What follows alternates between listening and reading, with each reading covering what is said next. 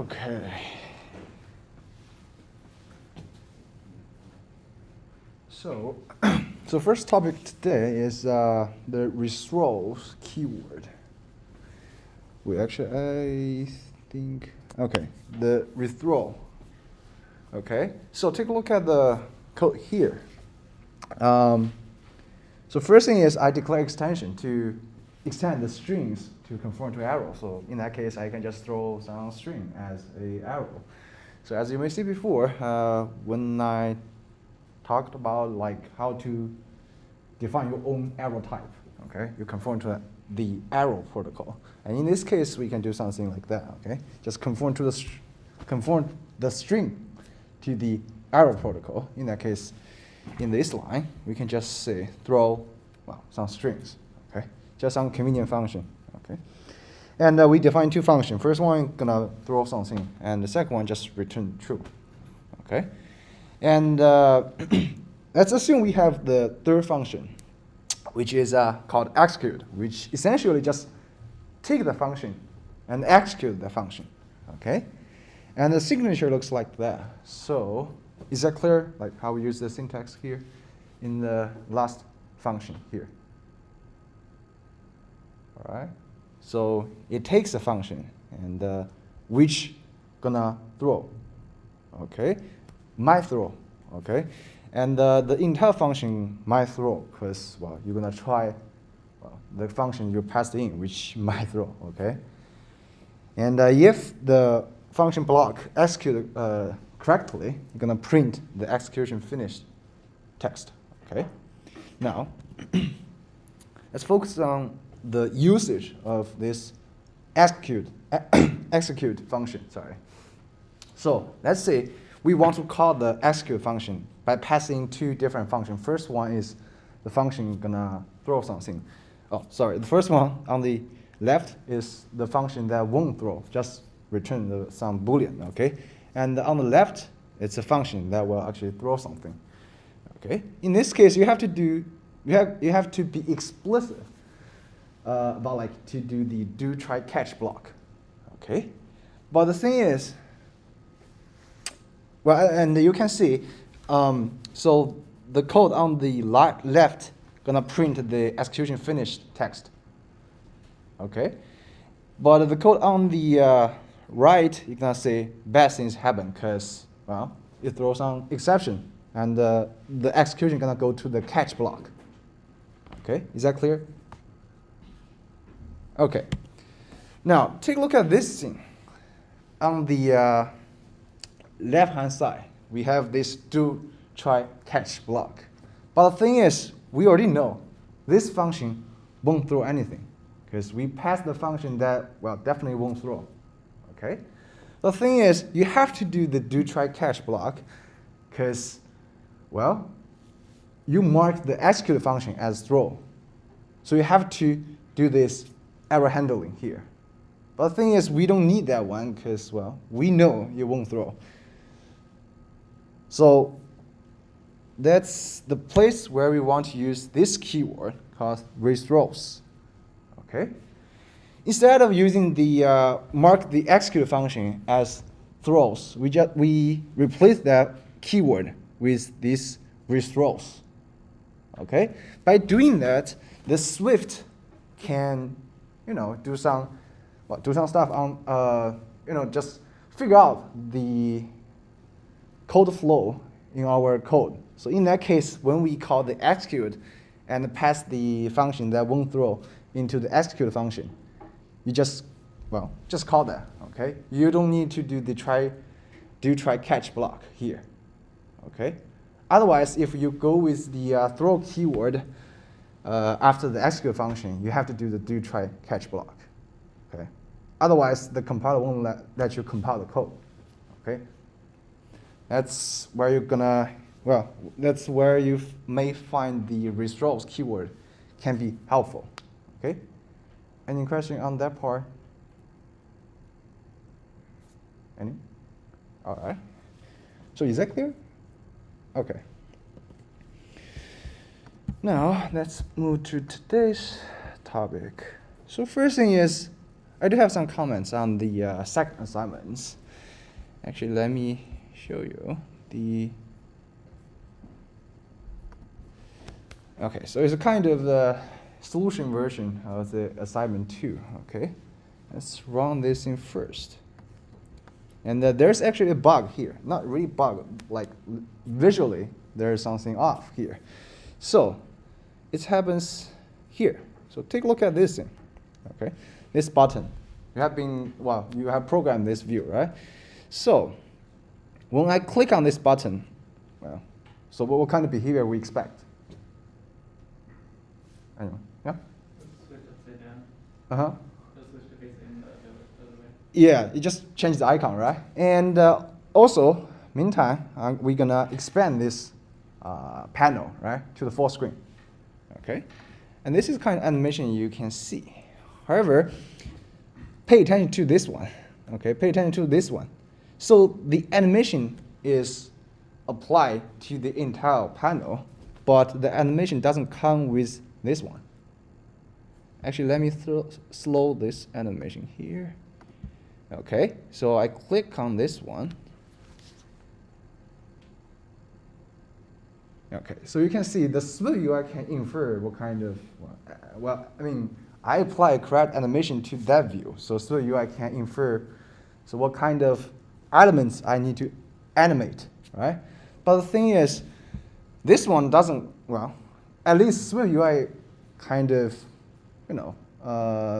just have some trouble to infer what kind of thing you have to animate. Just generate a new icon, okay? And take a look at this code here. So this is code for the inspiration view, okay? Let me maximize this thing. And take a look at this block. So this is a button I defined to,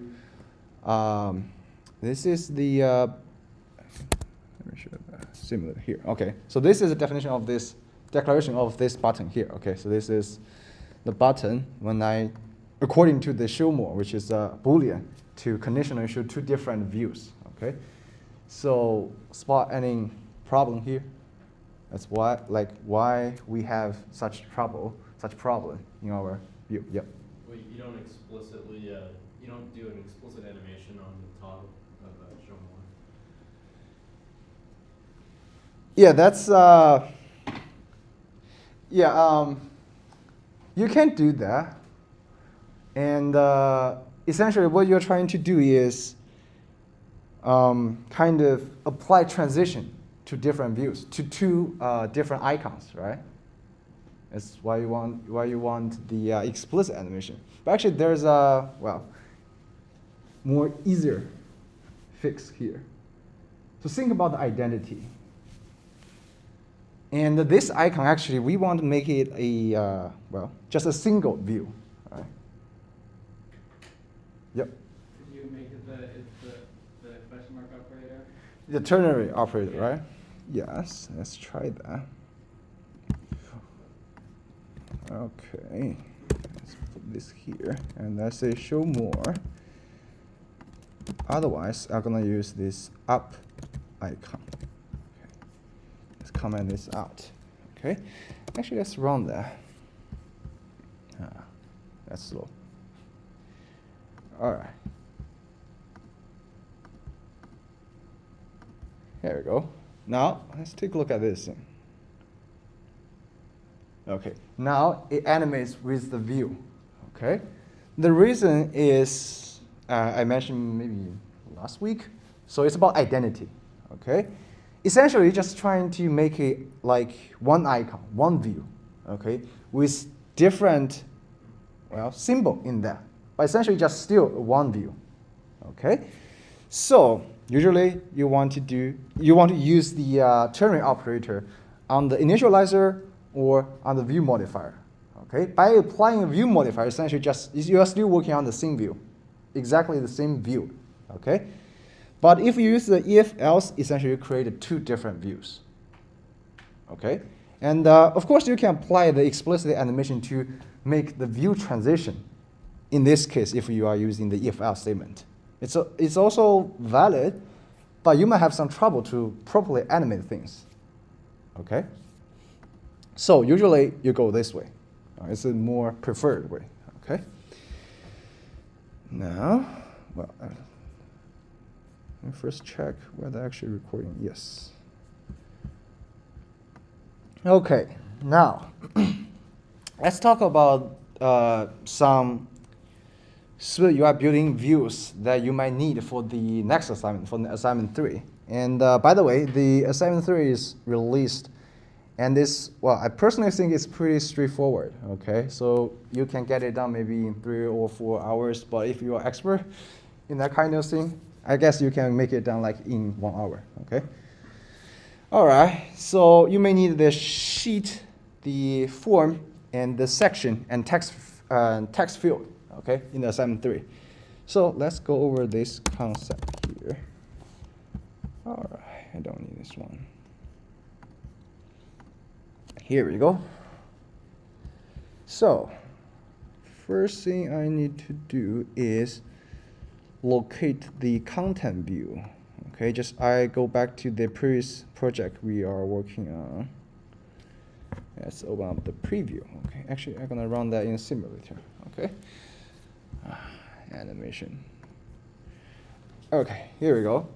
So previously we defined 2 navigation bar, toolbar items here. Okay, let's assume like, well, what if I want to click on maybe this icon to pop up some view? Let me actually show you what kind of view I want to display. Okay, so this is reference app. Okay, and when we click on the settings page, it pops up a kind of, this view is called sheet. Okay, and you can see it also apply a default animation to animate the background view.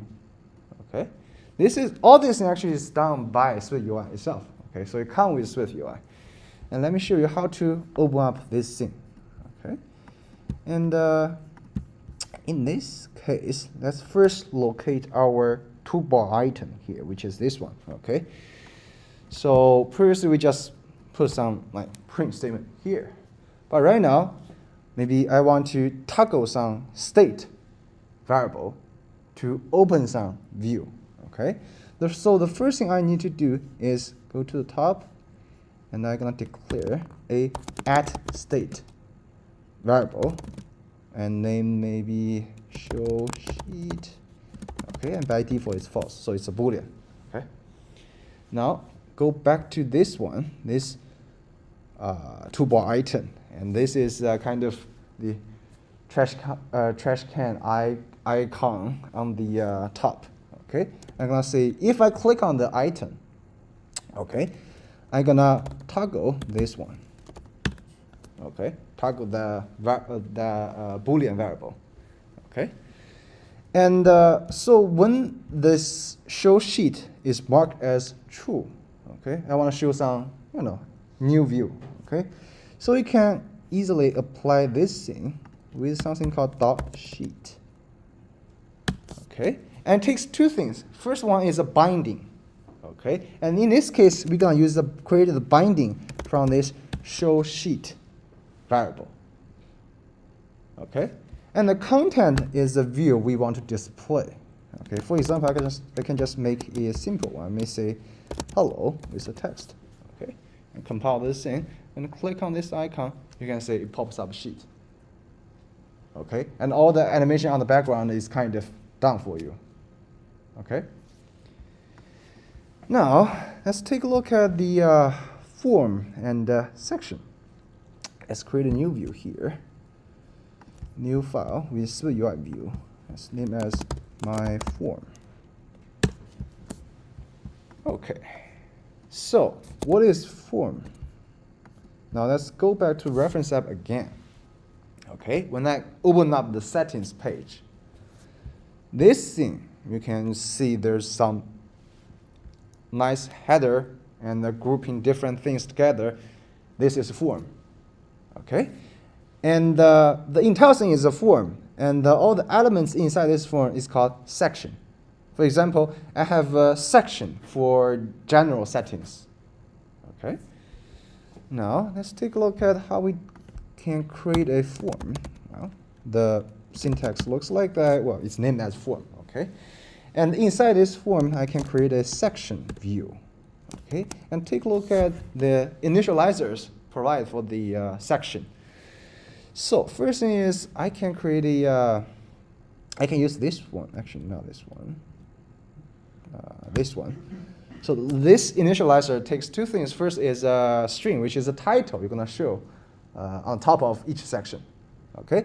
And next thing is content, which is the inner view you want to display, okay? So first thing, maybe I can go with, this is a demo section. Okay, and content here, just put the text and say hello. And we can take a look at the preview here. All right, so this is kind of the form and the section created for you. Okay, is that clear? How to use these things. Okay, and we can take a look at another thing. Let's say we create another section with a different initializer. In this case, we're gonna use this one, okay? So this time, the first argument has become the content contained in the section. And the second argument is gonna be the header, which is the title we provide here, okay? But in this time, we can provide a like more customizable header, okay? So first one is the content. Again, I'm gonna put some maybe text, say hello there. Okay, and for the header, I can like put a text. You can put a image. You can put a SF symbol. But this time, I'm gonna introduce a new thing. It's called label. Okay, label essentially just a kind of a combination of image and SF symbol and the text. Okay, actually let me show you how to do that.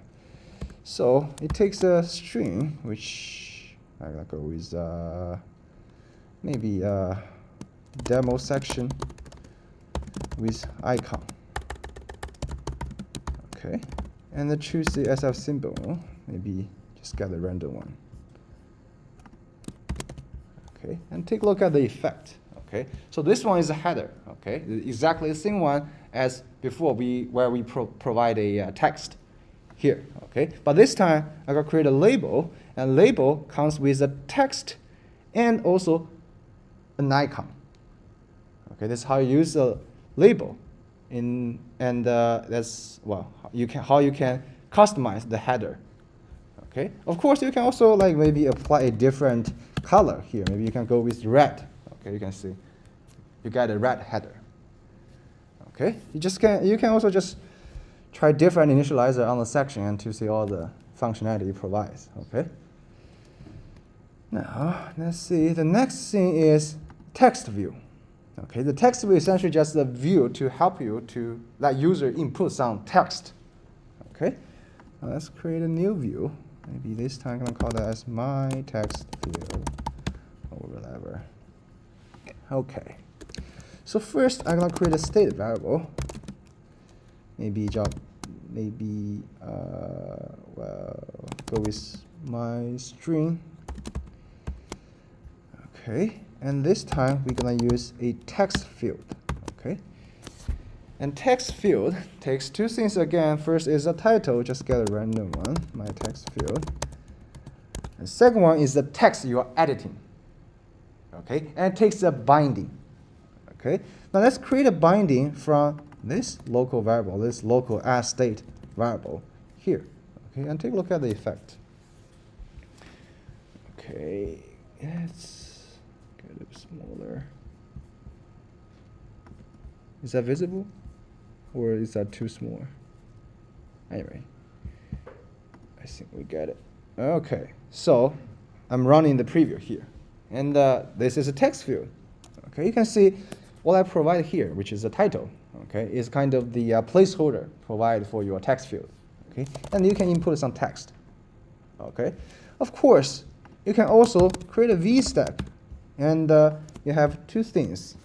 So first one is a text field, and next thing is a text view to display the string you're editing. Okay, you can do that easily. So take a look at this thing. I can say my text, my test. Okay, Okay, you can see at the same time of editing this text, you also get displayed in a text view. Okay. All right. Is that all clear? So far, so good? All right. Now, let's go back to today's main topic here. High order functions. Okay. And we're gonna majorly focus on a Xcode playground. Okay. So let me first throw some concepts to you. So what I mean by higher order function. So a higher order functions are simply some functions that operates on other functions. Okay, by either taking a function as an argument or returning some other functions. Okay, essentially, well, that's kind of the core of functional programming. Okay, if you know about the Haskell or other kind of pure functional programming language or Lisp, you already know the basic concept of that. Okay, passing function around. Actually, so far you have been using a lot this concept. Okay, in Swift you pass a lot of function around. Okay, now let's take a look at some commonly used and helpful functions here. Okay, today we're gonna talk about sorted, the filter, the reduce function, the map, flat map, and compact map. Okay. Now, first thing is sorted function. Okay, and let me see, where is my file? Oh, this one.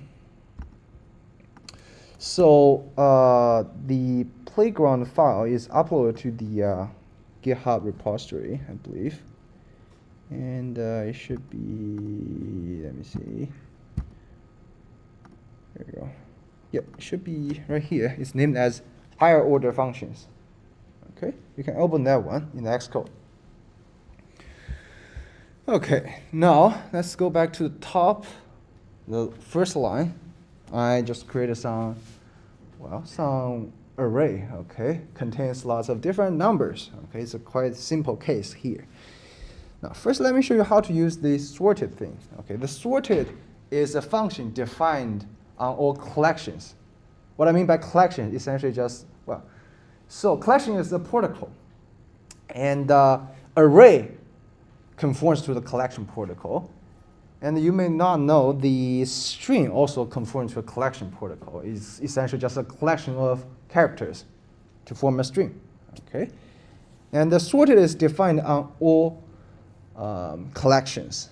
Okay, so as the name suggested, I can just call the sorted on the nums variable, which is a collection, which is an array. Okay, an array conforms to collection. Okay, and I call sorted here. Okay, you can take a look at the behavior. Well, the name is pretty clear. Essentially, just sort the array. Okay, it returns a sorted array. Okay. Now, what if I want to achieve something different? Okay, so because by default, this sorted method actually return a array with increasing order. Okay, so what if I want, maybe decreasing order? Again, we can take a look at this sorted argument. Actually, this sorted function, which takes a function. Okay, inside this function, you can do some extra logic to define how to order things. Okay, you can take a look at the signature, like what kind of function this sorted function takes. Okay, it's a function which takes 2 integers and returns a Boolean. Okay, inside this function, essentially just you have to be explicit to Swift, like how are you supposed to compare to different things, how are you supposed to order different things. Okay, and it's a trailing closure. Still recall that concept, so I can expand this thing to this form. Okay, and I can give 2 names for these 2 arguments passed into this closure. First, I'm gonna go with like A, B. Okay, in this case, I want to make it a decreasing order. Okay, I can see if the value A is larger than value B, you will put the A in the front of the array. Okay, not essentially in the front. Just I'm gonna order that thing first. Okay, and we can take a look at this thing here. So now you can see this thing is, why is that?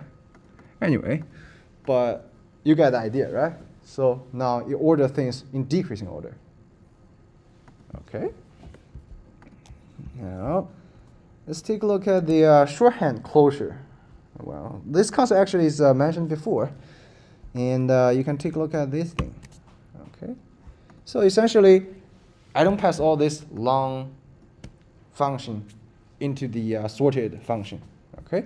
First, I apply a trailing closure syntax, and I'm gonna use this $sign to represent the first and second arguments passed into this closure.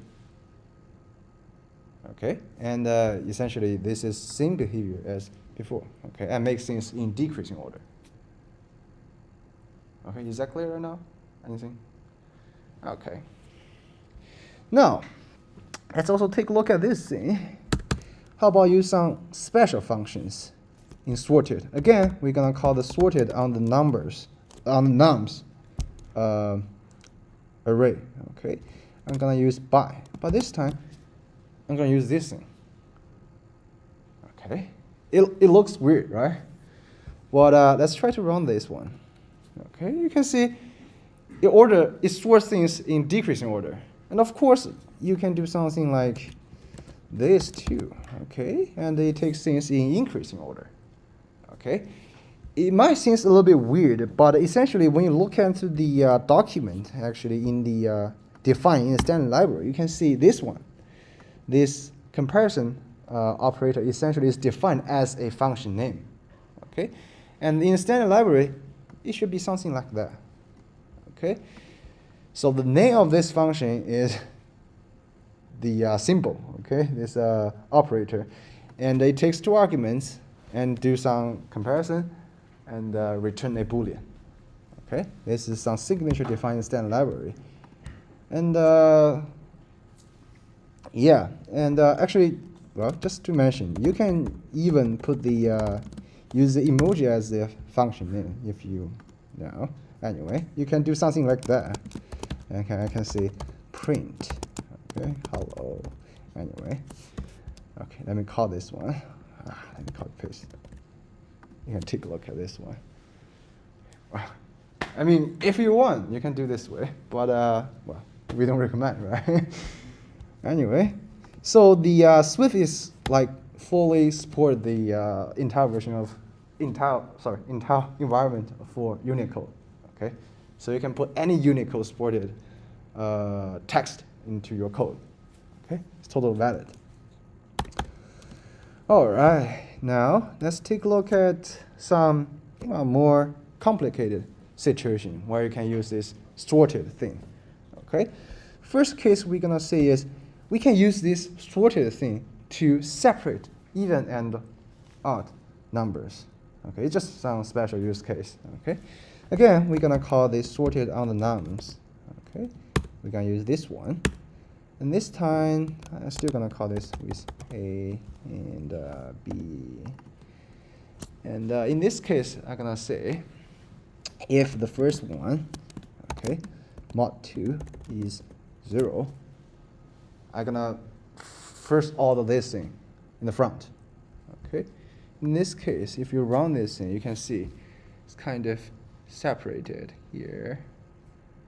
Okay, so the even number goes first, then odd number follows. Okay, just some special use case. Usually you don't do that because, well, it's kind of hard to read. Okay, hard to reason about that, but you can do that if you want.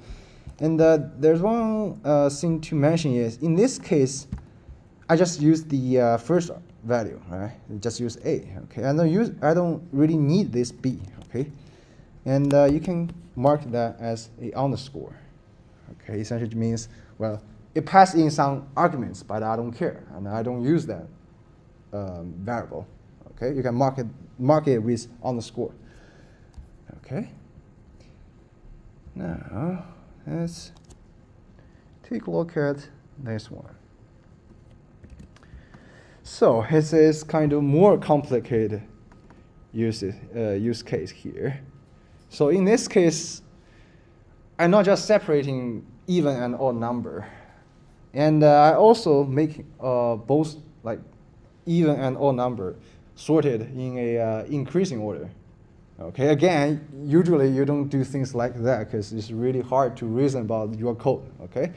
But anyway, so in this sorted function, I say, okay, if both A and B are even number, okay, I'm gonna lay out these things based on their value, okay?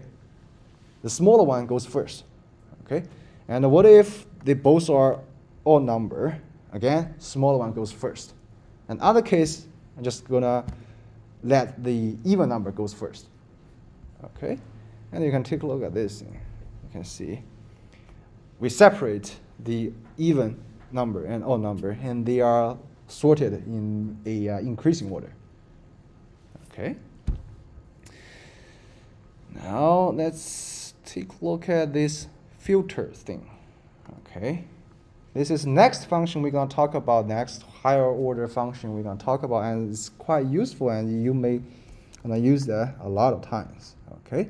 So filter, as the name suggested, okay, essentially just filter select some special element, well, not special element, select some elements based on your specification, okay, based on your predicate provides to the function, okay. For example, again, we have the nums, right? So what if I just want to extract all even numbers? I want to get rid of the odd numbers, okay? How am I supposed to do that? I can call the filter function on the nums, okay? And you can take a look at this signature, okay? It takes another argument, well, another function, okay? And the function that filter function takes an integer and returns a Boolean, okay? It's a predicate to indicate whether you want to include that value or not, okay? Let's first expand this thing. Let's say value, I just gave a name for that variable, okay? So if the value, okay, is a even number, okay, I'm gonna tick that. Okay. Let's run this one. You can see I extract all even number out, okay, and filter out all odd numbers. Is that clear? How to use the filter? Any question? Okay, good. Now also, well, you can use the filter to, let's see, to extract all the elements that are larger than 20. You can do something like that. Okay, it returns a Boolean. Okay. Oh, one thing I need to mention is actually you can do return like that, but the thing is, it's just one single line of statement, so you can just get rid of the return. Okay. Here we go.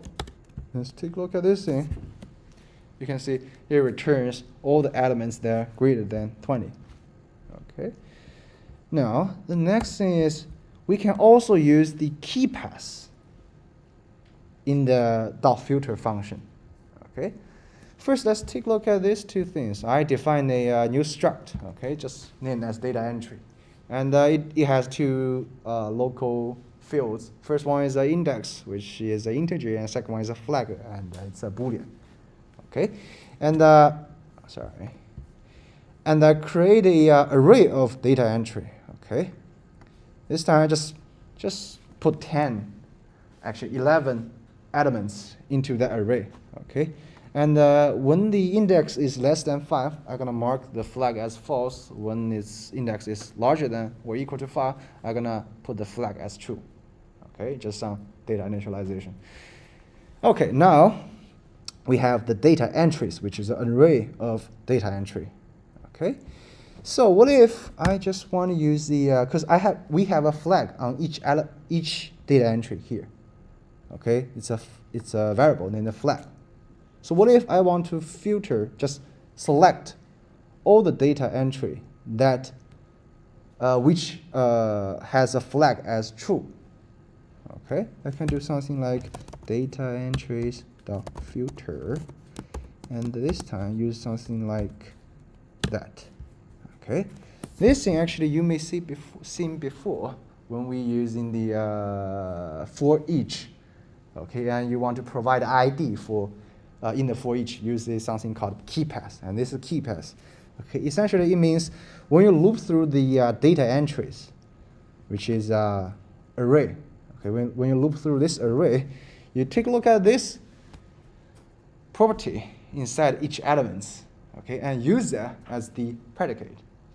Okay, in this case, I'm gonna extract all the elements. You can see all the elements that has a flag as true. Okay, the display is a little bit off. Nah. Anyway, so essentially you extract all the elements that has a true flag. Okay. Now, let's go back to the slide. Where's my slide? Okay, and take a look at how the things actually work in the filter function, like in some animation. Okay, so this is a signature. Signature of the filter function we are using. Okay, now we're gonna focus on this argument it takes. Okay, this is a signature of the arguments. This is a type of the arguments. I simplify a little bit. I remove the throw keyword here. Essentially, it takes something called elements. It's a generic type here in this case, and return a Boolean. Okay, and in our demo, in our example, I define this function which passed into the filter function, something like that. Essentially, I say, okay, I want to extract all the even number out. Okay, is that clear? All right. Now, this is a function we want to use to determine whether we want to keep that value or not. Okay. Now, let's take a look at this example. For example, we have 8 numbers here. Okay, from the 1 to 8. And when we apply the filter, essentially just loop through the entire collection, entire array, okay, and apply this predicate function, which we passed in again and again, okay.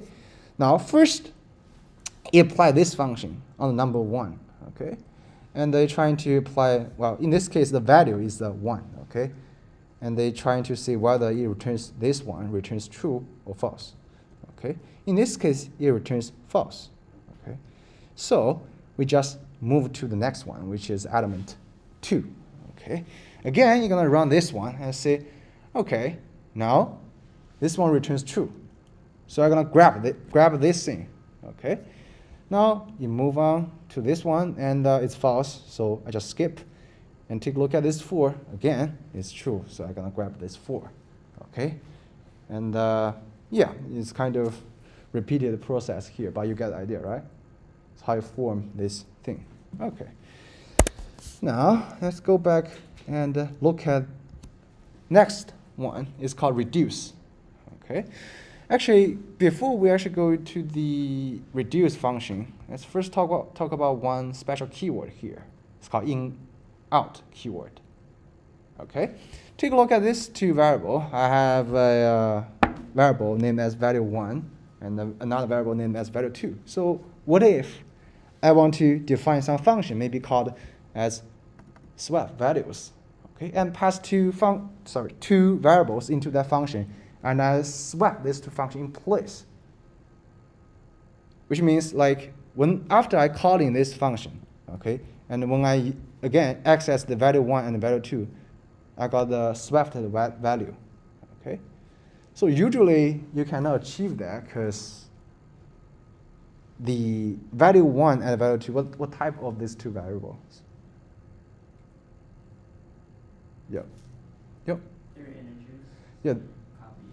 Yeah, because they're integers. So they got copied every time when it's passed around. Okay.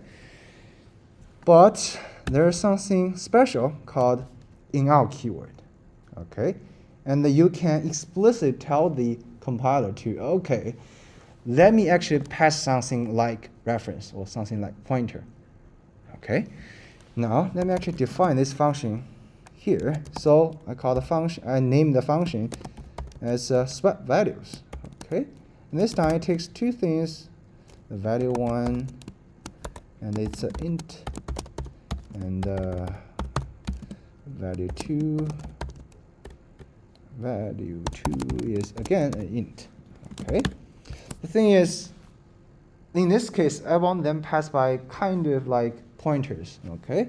So I put the in-out keyword before the type annotation. Okay. In-out keyword here. Okay. Now I can swap these two values. Okay. For example, I keep the value of the value 2 first. I'm gonna assign the value to the value 1. Okay, and then move the temp value to here. Wait, is that right? Nah. Come on. Here we go. Yeah, so that's how you swap these two values by passing a value type data by reference explicitly. Okay. Now we can call this function as with the ampersand as like this. Okay. And the value 2 here. Okay. So this is how you actually call this function. Okay. After you call these functions, you can again check the value of value 1 and the value 2.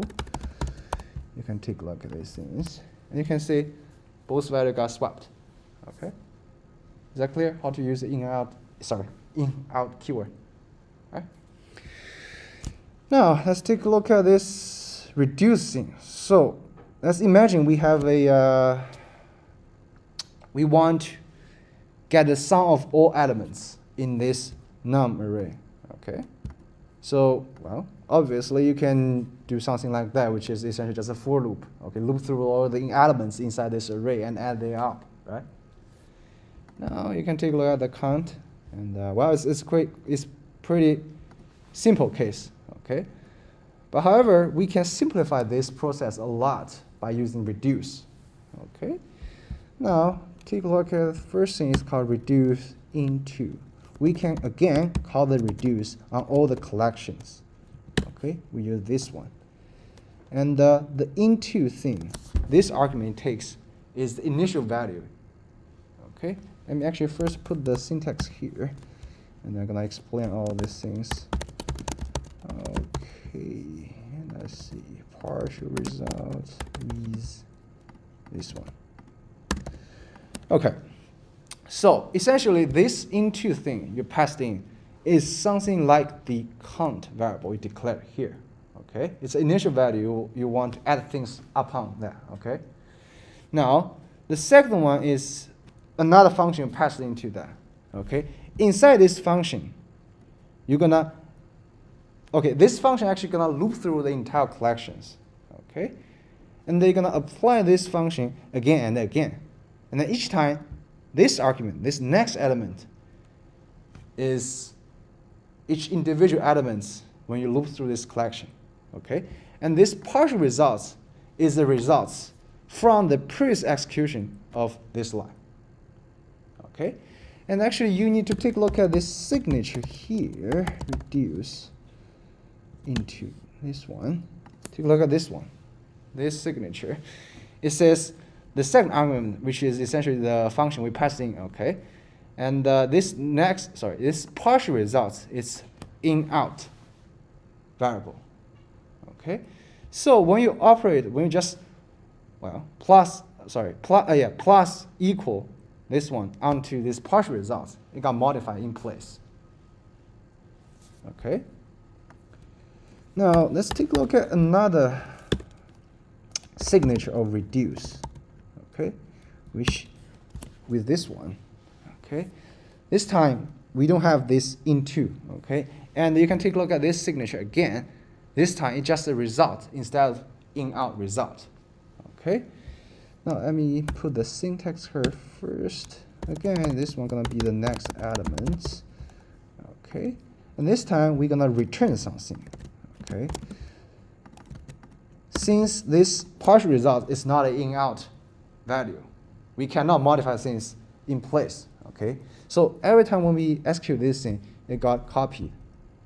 Okay, so we're gonna explicitly return something. Well, you can put the return keyword here if you want. Okay, and then you got something it's exactly the same behavior here. Okay. Now let's take a look at this thing. Go back to the slides. Okay, this is the reduce signature. The signature of the reduce function. Okay, now let's take a look at this. Focus on these two things. First is initial results. In this case, is 0. Okay, we put the 0 in our example, and the next partial result, which is a function. This is the function we put in. Okay, let's take a look at the animation here. So when you loop through this collection, this array, initial value is 0. Okay, and you're gonna apply this function on the number 1. Okay. In this case, the partial results is 0, and the next element is 1. Okay? Take a look at this thing. You're going to take this one here, okay, and add these two things up because you specify this operation here. Okay? And results going to be 1. Okay? You explicitly return. There should be some return keyword here. Okay? You return the value. Now you move on to the next one. You can see now it becomes 2. Okay, now it moves 2 here. In this case, right now, the partial results becomes 1. Okay, and the next element is 2. Okay, again, you add them up, you got 3. Okay, now you move to the next one. This time, the partial results is 3, and the next element, again, is 3 here. Okay, you add them up one more time. Okay, got the idea of the whole picture? Yeah. Let's take a look at the next thing. Okay, so we got 1 minute left. So we don't have any sum function on the a array of integer. Okay, so let's say we want to define one. Okay, how are we supposed to do that? Actually, let me see. I think we are running out of time right now. We can continue that one next week. Okay, any question right now so far? All good, right? All right, see you guys next week.